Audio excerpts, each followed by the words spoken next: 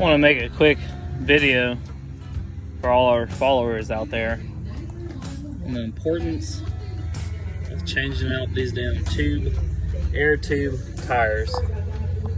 It'll save you a tremendous amount of headache and cost over the lawn mowing season. Just upgrade them flat free tires on your zero turns. I bought this set right here for 50 bucks off of Amazon. Next day shipping.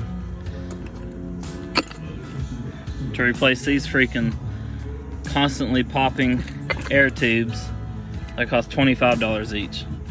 So you be the judge on that. This particular wheel right here, in the past 3 weeks, has popped two $25 tubes. Solution right here.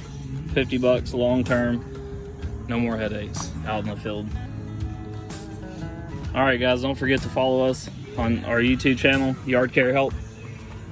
Like us on YouTube, follow us on Facebook.